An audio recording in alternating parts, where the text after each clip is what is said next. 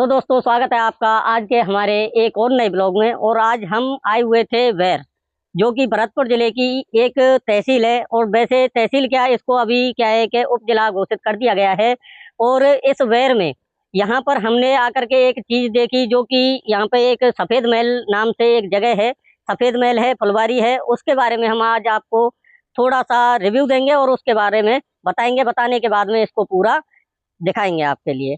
तो इस तरह से हम आपको एक बात बता देते हैं कि यो सफेद महल है, ये सफेद महल भरतपुर के महाराजा सूरजमल और उनके जो छोटे भाई हैं उनके लिए यहाँ पर ये बनवाया गया था।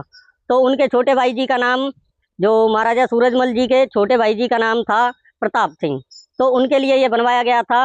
उन्होंने यहाँ पर फुलवारी की स्थापना की थी, जो कि 1726 ईस्वी में इसकी स्थापना की गई थी। तो इसी तरह से हम आपको लेके चलते हैं ये सफेद महल की तरफ, और सफेद महल का आगे के पार्ट में आगे मतलब आपको व्यू कराते हैं।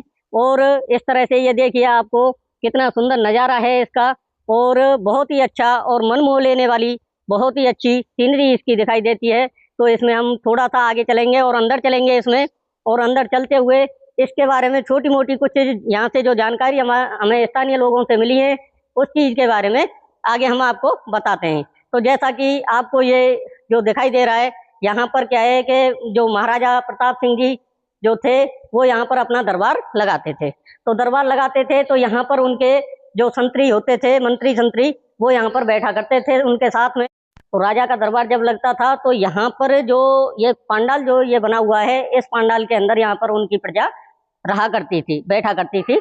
और ऊपर जो आपको ये दिखाई दे रहा है, ऊपर जो उनकी पटरानी रानी और जो उनकी दासी होती थी उनके लिए ये स्थान ऊपर की तरफ बनाया गया है। तो आगे जैसे बढ़ेंगे तो इस जगह पे यहाँ पे आपको दिखाई देगा कि ये जो दो गेट लगे हुए हैं, इन गेट में जो सजा सुनाई जाती थी तो उस टाइम पर इनके लिए यहाँ पर जो कारागृह जो बोलते हैं, जो कारावास दिया जाता था, उसके लिए ये व्यवस्था रखी गई थी। तो इस तरह से हम आपको और आगे का व्यू कराने के लिए आगे लेके चलते हैं फुलवारी की तरफ। तो सफेद महल से जैसे ही निकलते हैं, निकलते ही हमें एक यहाँ पर एक स्तंभ दिखाई दे रहा है। तो इस स्तंभ को देखते हुए ऐसा प्रतीत होता है कि यहाँ पर जो इसका शहीद हैं, उन शहीद स्वतंत्रता सेनानी हैं, उनके इस पर नाम भी दिए गए हैं। और इसका निर्माण जो हमारे जो केंद्रीय पर्यटन एवं नागरिक विमानन मंत्री जो थे माननीय श्री राज बहादुर जी के कर कमलों से इसका निर्माण कराया गया था। और इस महल के ही जस्ट सामने कुछ ही दूरी पर ये भोलेनाथ महाराज का और हनुमान जी महाराज का एक मंदिर भी है। और ये भी बहुत ही अच्छा सुंदर नज़ारा इसका दिखाई देता है। और इस चीज़ को आगे लेकर के चलते हैं। तो जैसा कि अभी हम आपको बता रहे थे सफ़ेद महल के बारे में, तो सफ़ेद महल के सामने ही ये एक तालाब जो बना हुआ है, इस तालाब में फुब्बारे जैसे कुछ गैजेट्स लगे हुए हैं। तो इस तरह से आपको ये दिखाई पड़ता है। इसको पहले तालाब के ही रूप में जाना जाता था। और जो सफ़ेद महल है, सफ़ेद महल का नाम भी एक प्रताप महल नाम करके भी होता है, इसका प्रताप महल करके भी इसको बोला जाता है। तो आगे जैसे फुलवारियों की तरफ अगर हम ध्यान करते हैं तो ये फुलवारियाँ इस तरह की डिजाइन में बनाई हुई थी, ये जो के बोल सकते हैं कि त्रिकोणीय और पंचकोणीय और चौकोर तरह की इनकी जो आकृतियाँ थी। तो उस तरह से इनमें क्या है कि जो पौधे लगाए जाते थे, तो पौधे ये फुलवारी जो है 42 बीघा जमीन 42 बीघा जो क्षेत्र है उसमें फैली हुई है।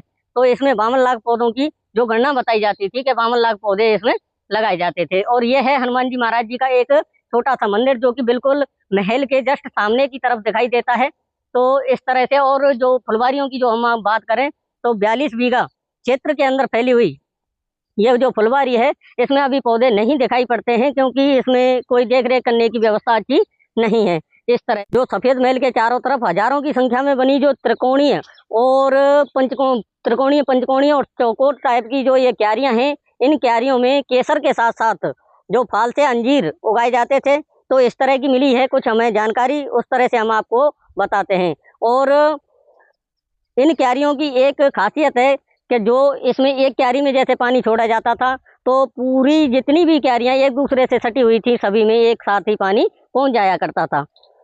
तो इसी चीज़ को लेकर के अभी हम एक छोटी सी बात आपको ऐड करना चाहेंगे कि इसके जो सफ़ेद महल है। तो दोस्तों अभी फ़िलहाल में इस जो फुलवारी का पूरी तरह से आनंद लीजिए। और आपको जो कुछ यहाँ पे देखने लायक था वो हमने जितना पॉसिबल हो सकता था उतना हमने आपको दिखा दिया है।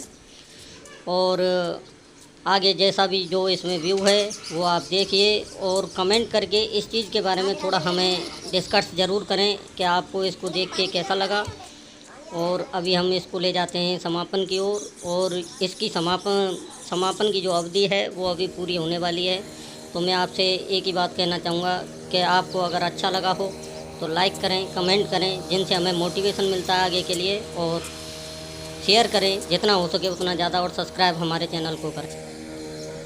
अभी इसमें जो सामने दिखाई दे रहा है उस किले की तरफ जाएंगे, किसी दिन उसका वीडियो लाएंगे।